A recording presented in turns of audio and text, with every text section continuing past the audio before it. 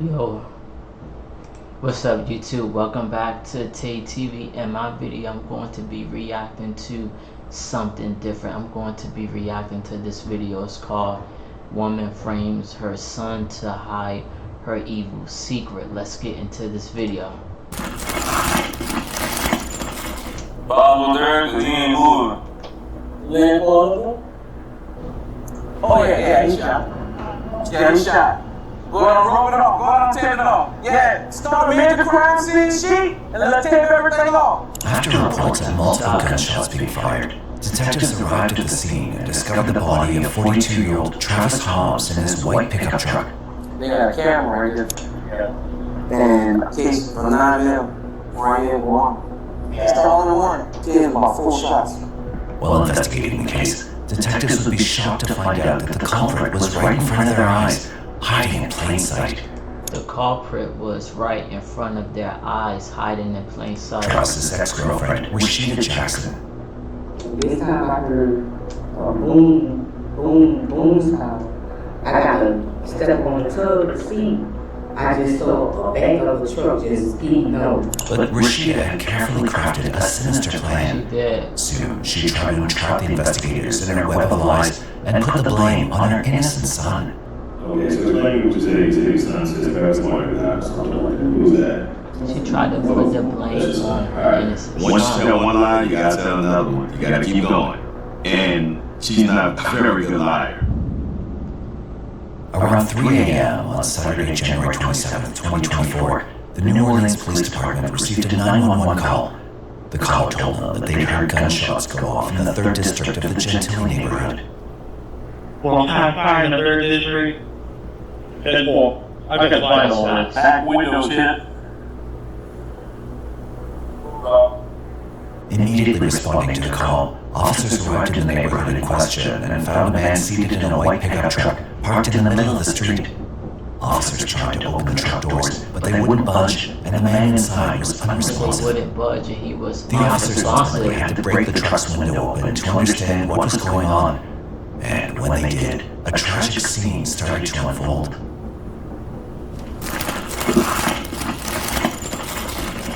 Bible there, cause he ain't moving. You ain't moving?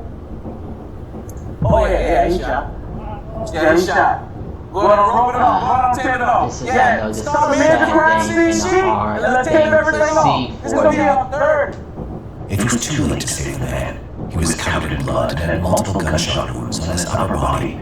The officers identified him as 42-year-old Travis Anthony Hobbs. We got a male deceased inside of a white truck. Yeah, yeah. 3rd District responds to a call of shots fired. The vehicle apparently drove up this way, stopped at that road closure. Okay. No witnesses, nothing. Nobody The else. only witness is the man that observed the truck make turns, stop, and then back up. He said that he just saw the truck and then called 911. Since the murder had taken place just moments ago, detectives started inspecting the area, looking around for any witnesses or maybe any possible suspects. The scene's probably off one of these streets. You gotta find that. The call came up and I'm gonna go look for cases over there. Let's take it from this corner right here. Because if anybody drives up, they're gonna be like right on. That's right. Hey! Y'all about to come out? Who's Y'all that? coming out? However, this wasn't easy for them. Since it was 3 a.m., there was hardly anyone on the street, and the person who had called 911 had vanished also. Yeah, they just left you. Yeah, her car was right here. And I helped her get out the tape. And here comes the rain. The storm, however, made the search more difficult for them. Listening more But than even in such chaotic conditions, detectives did find a crucial piece of evidence. They got a camera right here. they have a camera. And a case from 9mm right here, one. It's the only one. Taking about 4 shots. Show you something that's sticking out. Look at that piece. This piece right here? Oh, it's not. It's wet as everything else. It's not wet at all. Everything out here is so wet. Except that. Home That dry. piece of paper. Like somebody trying to pick something up. Yeah. Travis had multiple gunshot wounds on his body. However, officers were able to find only one shell casing in the area. On top of that, this shell casing was not found in the truck, but on a sidewalk a few feet away. A few feet This away. seemed a bit odd to the officers. Right. Additionally, taking a closer look at the crime scene, detectives tried to piece together what Travis's final moments might have been like. Walking up to the car, you can see the holes that are on the passenger side of the vehicle, which tells me that someone was standing outside shooting into that vehicle. There are no holes going from the inside of the vehicle to the outside, so it wasn't a shootout. It was somebody who was targeting him and shooting at him. What you know about all of this? Just know some of our shots over there, he drove over here. Yeah, drove over there. And the napkin that was dry over there. Starting out nice for him, some was current. Okay. Right. The warrant sign, we just wait for the coroner to get there. We already got the search warrant, we may as well use it. Right. Yeah, I know, right? With a search warrant for the truck ready, officers decided to take a look inside, hoping to find any more clues that could lead to the killer. However, evidence found in the car only added another layer of mystery to the case. Okay, we got two copper fragments. Which I was looking for it. And the cell phone, you want it? Oh, yeah. Cell phone, yeah. Maybe some rare Johnson luck, you never know, right? What's going through my head is trying to find out where did he come from? He's in the middle of the street, his car shot up, it's just a big whodunit, and why? However, this was only the beginning. Detectives could never have imagined what was coming their way next. Based on what I saw in the car when I looked in it, the back of the vehicle was shot at least once, and then the interior is shot, 3 or 4 times. And it looked like he took one to the right shoulder in this direction, so it's kind of like it's going sideways, right? Do you have a name on it? Travis Hobbs. It turned out that Ravel Johnson, one of the homicide detectives working the case, had past encounters with Travis. Wow. Sadly, this one was his last. Immediately I was like, I heard that name before. I was a patrolman in the 5th District before I became a homicide detective. Travis Hobbs was a 42-year-old native of New Orleans, mainly from the Ninth Ward area. He kind of had a sketchy past, but I remember him being real cool. And the last time I saw him, he was outside laughing and joking. Because I know he comes from a really big family. Unfortunately, he gets some bad news. So Detective Johnson's history with Travis shed more light on the case. I had the officers run his criminal history, and he has maybe 15 drug distribution charges. So, and it kind of makes sense too, because I mean, this area is not somewhere where you should be hanging out, so he definitely was coming here to meet somebody. Right. No, hanging spot. Yeah. This residential home spot. Exactly. I was going in my car, I'm waiting for the corner. Okay. Yeah, I think I may do the same. Knowing that Travis did have a sketchy past. That's not what I'm concerned about. My job is to find out who killed him. At the end of the day, he did not deserve to be killed. That's right. Desperately looking for any solid clues, detectives circled back to the shell casing that was found on the sidewalk. The location of the shell casing stood out to the detectives. How it ended up there was a mystery the officers were yet to solve. What's kind of weird about the scene is the place that the casing was found. Case on 9M. The spent shell casing was on the sidewalk. The casing was found a block away from where the victim ended up. That's telling me that our victim was shot here, directly in front of a house. Travis Hobbs may have drove to that location where we found him.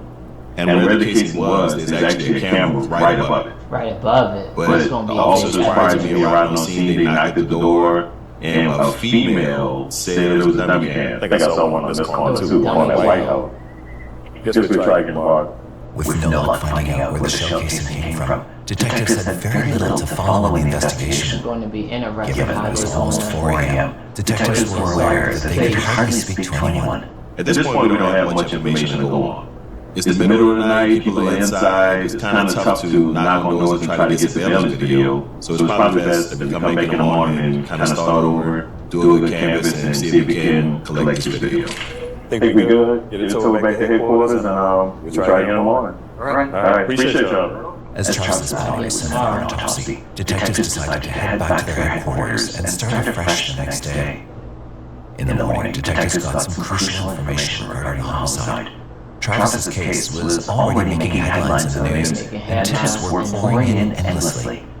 One of those tips looped in a new suspect into the investigation. This morning, I got a call from a confidential source who's very familiar with Travis, and he informed me that he has a girlfriend that supposedly stays right there in the block somewhere. Wow. Her name is Rashida. So she stays exactly right there. Jackson. People always reach out to me. They have information. They feel comfortable with me. That's one of the advantages of being from New Orleans. This person contacted her, but she said she didn't have any information. She didn't even know he was dead.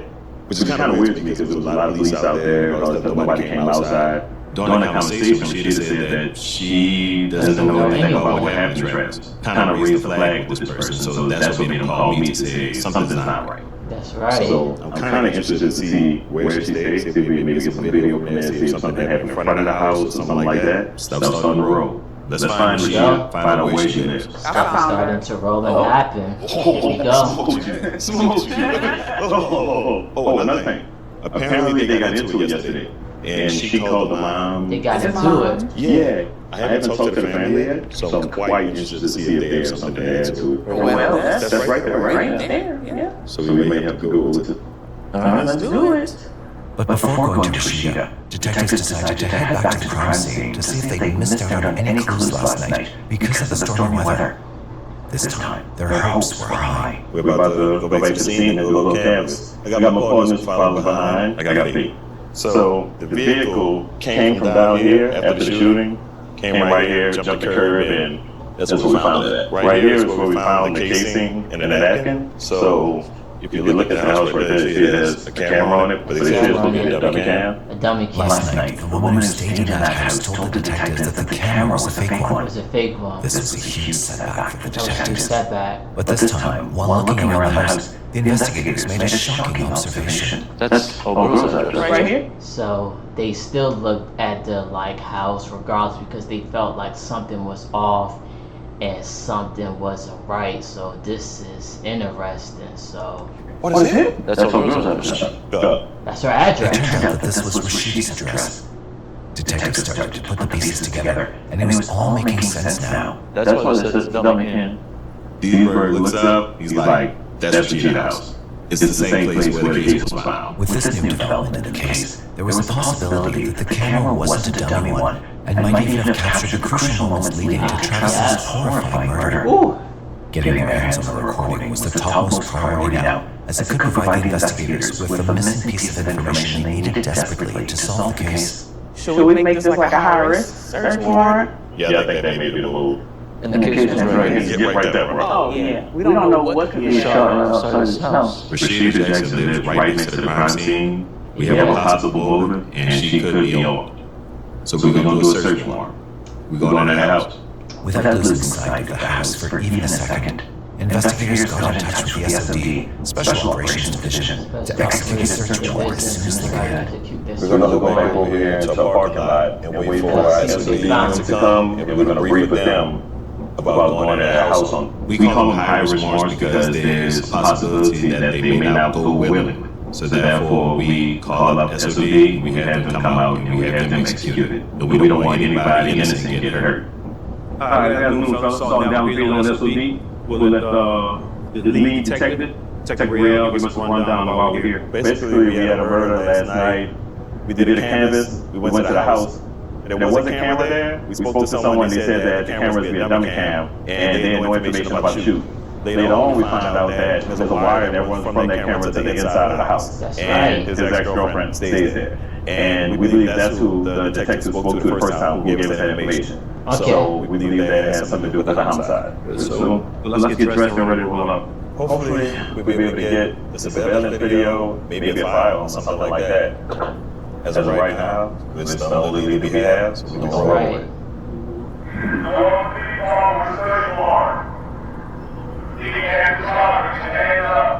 Hopefully, he still got something in there.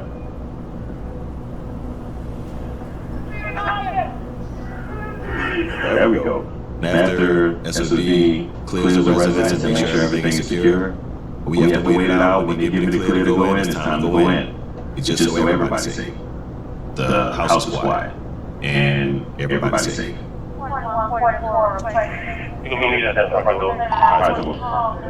Alright. As officers from SOD first searched the house, they learned that nobody was home and the area was secure. After receiving clearance, detectives finally entered the house. And at this point, the only thing that mattered the most to them was finding out whether the camera was recording or not. So there's a security camera outside Rashida's house. I want to see that security camera recording her. Ain't nothing to that camera work, man. Come on, right? Look at that, man. Why would you run wide like that for a big man? When I walk in the house, the first thing I'm doing, I'm taking mental notes. Where the bedrooms, where the bathroom, living room, everything. You never know how that could come up later. During the search, we learned that the camera wasn't recorded. Learning that the camera hadn't recorded anything pushed the investigators further away from finding out what really happened to Travis that night. The house search ultimately didn't turn out to be much help. Detectives needed a new approach. That was when they decided to get in touch with Travis's family, hoping they might know something that could speed up the investigation. So we just searched the house. I'm about to call the family. They said they might have some information for me. So I'm about to give them a call and see what they got. Hey, how you doing? This is Detective Johnson with the Los Police Department. Do you know where Travis was living? He was living in the East? He was living in the East. Well, I'll tell you, the incident occurred around Lafayette and St. Anthony. Do you know why he would be in this area? A party. Do you know any other ladies he might have been dating or ex-girlfriends or anything that stayed in this area? Who's that?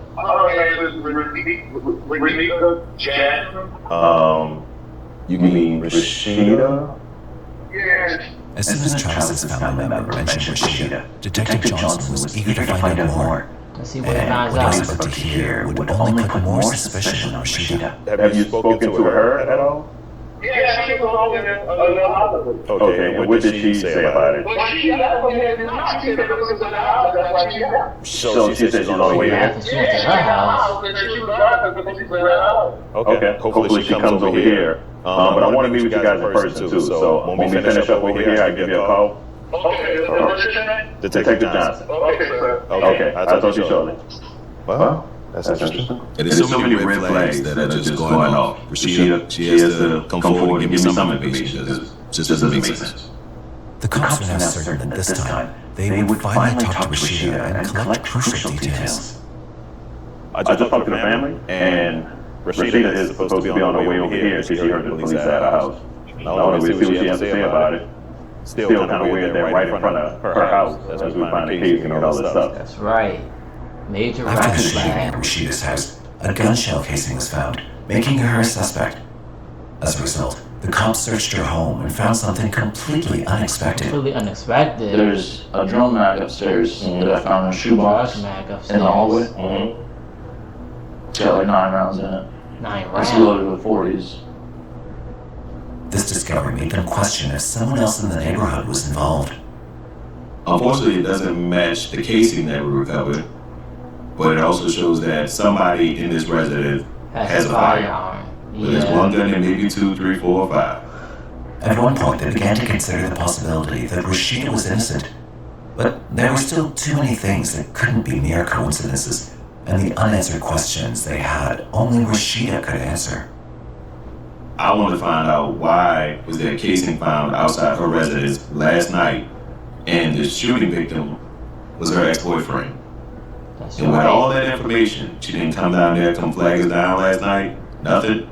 She got some questions to answer. Soon Rashida arrived, and detectives started questioning her regarding the incident where she acknowledged seeing Travis's car. Let's That's see her. what she says. Hello. I live here.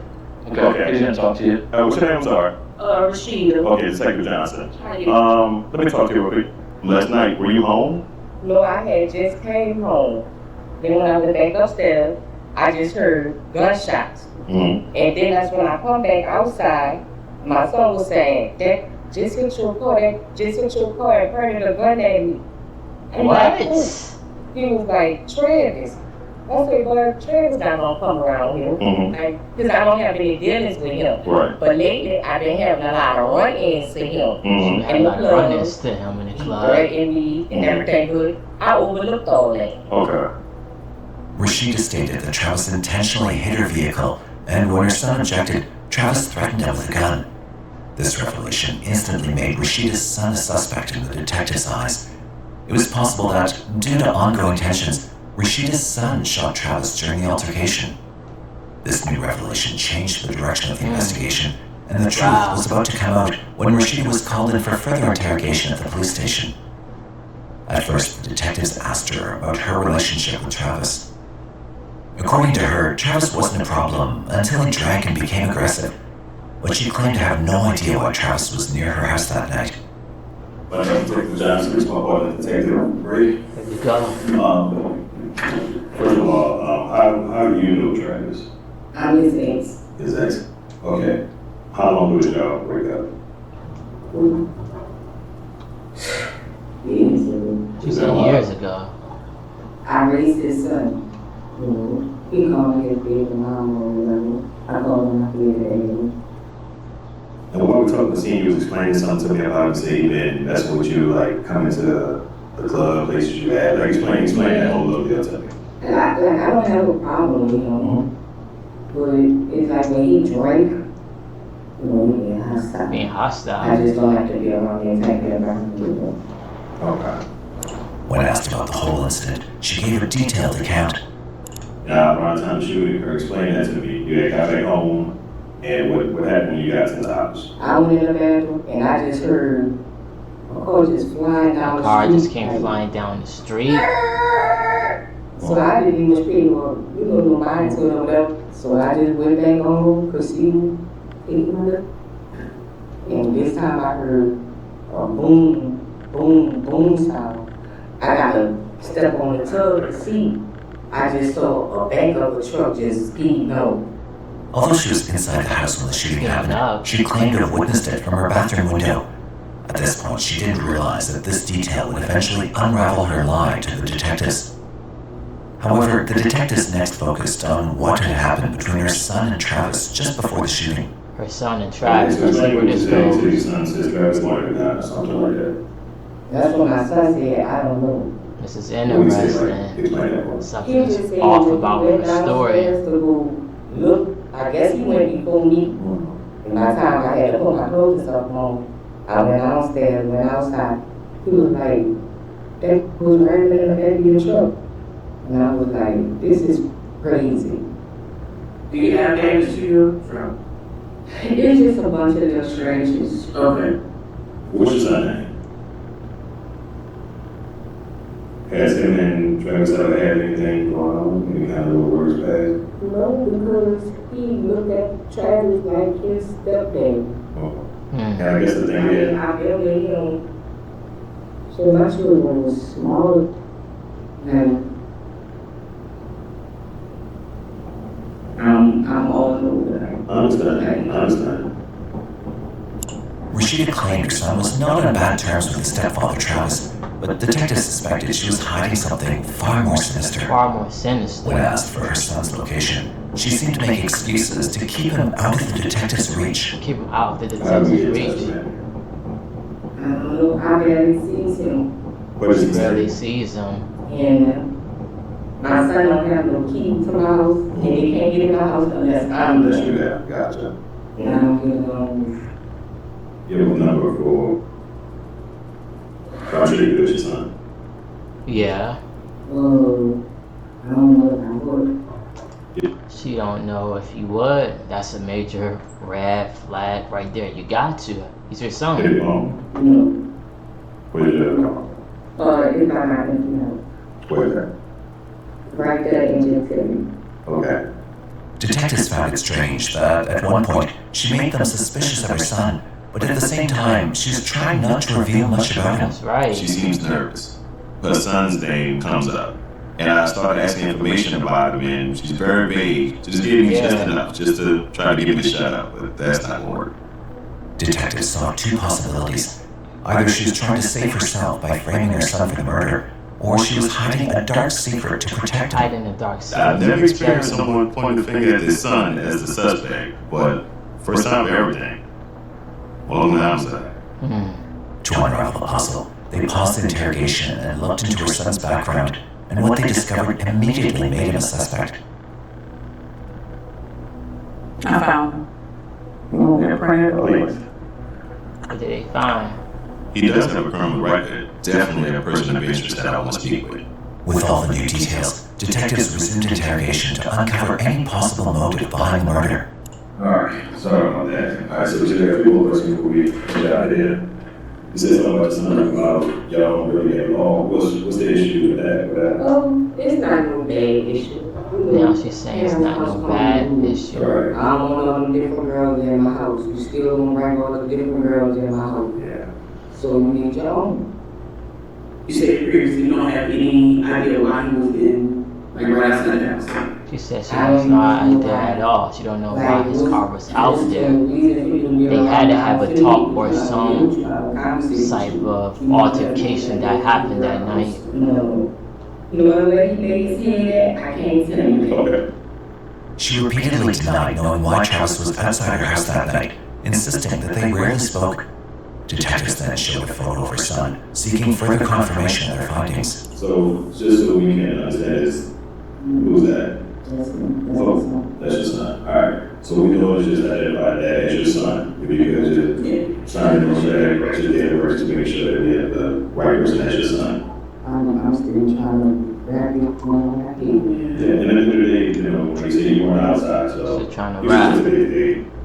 Like I said, once I'm in my house, I'm in my house. The only reason why I came out of my house was just to go check up on my truck. And it was raining. Okay. Noticing her shoe tactics when detectives showed the evidence collected from her house, she denied any involvement, but they kept pressing They her. kept on pressing Let her. me ask you a question. This one kind of important. Was it a magazine or a gun that was in the house? Who was that? Oh, I don't know. Do you own any gun? She don't know. Hell no.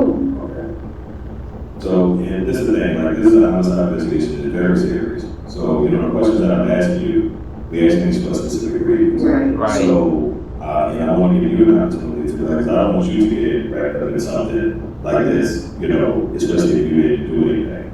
But also, like I said, when we look at videos and it's something different from what you tell us, that Oh. is an issue. That's right. So they saw the video of what actually happened. So they know. So they're just giving her an opportunity to So I want you complain. to add that. So I want to ask you, and I need you to be honest with me about what occurred that night. Despite the efforts, she didn't reveal much and stuck to her story. So the only option left was to speak with her son.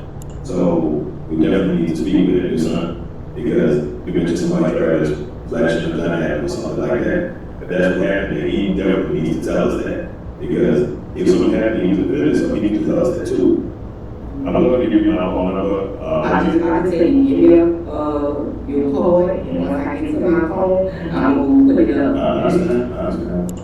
Before reaching out to her son, the detectives verified her statements during the interrogation and uncovered multiple lies. So I looked at her truck. What did she say? He was supposed to hit it with another car? Yeah. No. She said there's a bunch of scratches on the back of it. No. Okay. Like if I was hit with another car? No. Whew. It looks like she hit it with a Interesting, branch or y'all. something. Despite Y'all Jacob's let me know claim, what the y'all detectives think, what found no happened. evidence that her truck had been hit by Travis's car, clearly exposing her lie. But that wasn't the only lie she told. More were starting to surface. Rashida said that she was in the bathroom, she heard the shots, she looked out the bathroom That's a window, lie. and she saw a white vehicle fleeing the scene, which was kind of weird to me because the bathroom window wasn't facing that street. So something not lined up. After uncovering her lies, detectives knew they were getting closer to the truth, and revealing her real intentions was only a matter of time. Once you tell one lie, you gotta tell another one. You gotta keep going. And she's not a very good liar. After getting out of here, I got a lot more investigating to do. On the morning of January 28, 2024, detectives attempted to speak with Rashida's son to gather more information, but unfortunately they were unsuccessful. They were unsuccessful. We tried to reach out to Rashida's son. We had no luck. He doesn't want to talk to the police. Her son isn't a suspect at this time. More so a possible witness. Maybe he has more information, but we can't force him to come in and talk to us. After Rashida's son refused to cooperate, detectives were left with limited information that made the investigation harder to continue, so they decided to take their next step accordingly. After interviewing Rashida, I didn't really get much information. I knew she wasn't telling the truth, but I really don't have much more to go on right now. That's right. What we're going to do is we're going to talk to a confidential source. Hopefully some more information will come forward, but I don't know. Though they didn't expect much from the confidential source, they had no idea an unexpected breakthrough was coming. Just met with the source, and they just told me that Rashida actually shot Travis. So the source had spoken to Rashida that night. That night. Informing him that she shot Travis because he was ramming a vehicle. Ramming a vehicle. About how the family was all distraught that he got killed. The source also told me that Travis had 2 kids that, adored him. Yeah. And now they're going to be like that. Like the whole family's messed up. He ran to the car and she just shot him. But that's why I'm here to at least give them some type of justice and find a person that's responsible. The source revealed that Rashida was the one who shot Travis, and it was over something as trivial as a car bomb. You messed up. Did I? Yeah, you did. I went and saw a confidential source. While I'm talking to her, she turns to me like, "Detective, I gotta tell you something." The night of the shooting, at 1:30, she got a call from Miss Jackson, where she said Travis was outside beating on my car, and I shot him. However, the statement from the confidential source was not enough to arrest Rashida, and cops needed additional evidence. They then conducted a thorough re-examination of Travis's truck. I don't see nothing. There was no damage on the vehicle. Say anything on this side. No damage on the vehicle at all. But look what hole that. I don't see nothing. My son was saying that friend of the gun name. Nope. I don't see no damn gun. No. She probably trumps that whole thing about him having a gun and flashing the gun at him. Right. That's another strike against it. Yeah. Yeah. She has some explaining to do. Yeah. They found no sign of a gun in his truck, which exposed another of Rashida's lies. To uncover more, they took their next step, which would soon reveal something crucial they'd previously missed. So, I want to see if I can put Rashida on the scene at the time of that murder. I want to go back and look at the body cams from the officers that were on scene. That night, at 1:30 in the morning, Travis Hobbs is killed, and officers are trying to shut down the scene. It's still like right there. This is the jail and still setting up the tape. Scene. Let's do it at this corner right here. Because if anybody drives up, they're going to be like right on it. Her truck's there. Oh, really? Yeah. Up on the sidewalk by the garage. Wow. Where the Yeah. keys was found. Right. Oh, wow. While re-examining the crime scene footage from the body cam, they spotted Rashida. At 2:02 a.m., Rashida's truck is parked outside the house. Yeah. And she steps outside while officers are trying to shut down and secure the crime scene. Secure the crime Hey! scene. Y'all about to come out? Y'all coming out? And later on, when he's about to find the casing, she's not there. And the truck is there at that point. She's not At there. 2:17 a.m., officers stop Rashida and she appears to flee the crime scene. There's her truck leaving. We're going to get you out of there. But y'all house right here? This is I'm wild. gonna be listening This for is you. crazy. Alright. Boom. Gotcha. After carefully scrutinizing body cam footage, the detectives came to a chilling conclusion. The body cam shows that Rashida drove off and left the scene last night. Her vehicle was there to put her on the scene at the time of that murder. Hell with that. After all this, she'd already been proven to be a criminal-minded evil person, but the way she tried to frame her son to escape the murder charge was truly shocking. Rashida's son is not the perpetrator. The fact that during the interview, Rashida brought up her son's name and kind of hinted on to him being the shooter. I don't know, that says a lot about her as a mom. She threw her son that she don't like out. Threw that name out there. Mother Z. Right. Talking to Travis's mother, detectives uncovered even more disturbing truths about Rashida's intentions. Talking to Travis's mom, she believed that Travis was probably called around to Rashida's house. What was his reason for coming there to see her? Was he called over there? Was he set up? Or was he coming over there just to see her and something went bad? Yeah. With this evidence, they obtained an arrest warrant for Rashida on charges of second-degree murder, but they couldn't arrest her. She was on the run. Even 45 days after the arrest warrant was issued, Rashida remained at large. However, on March 21st, 2024, she finally surrendered to the authorities. After her arrest, the detectives tried to question her again, but she refused to provide any additional information. Of course, you didn't want to talk to me again. And then just go through my spiel, and if you don't want to, then that's fine. Yeah, this is sad. Travis didn't deserve this. You already asked me questions. It's nothing else I could do. Other than my attorney. Okay, that's fine. That's what I was saying. All right, we get you back over. However, the authorities were confident that they had enough evidence to prove her guilt in court, ensuring justice for Travis's family and loved ones. Rashida Jackson allegedly killed Travis Hobbs. This is somebody who supposedly loves Travis. This is somebody she kind of looked at like family for Travis's mom. I know she's happy that Rashida has been arrested and she'll get some type of closure. This is it for this video, y'all. Thank y'all for watching this with me.